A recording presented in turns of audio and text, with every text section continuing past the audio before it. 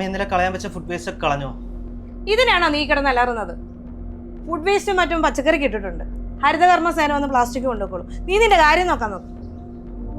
ഇനിയെങ്കിലും നല്ല സ്വപ്നങ്ങൾ കാണാം. മാലിന്യമുക്ത കേരളം, നവകേരളം.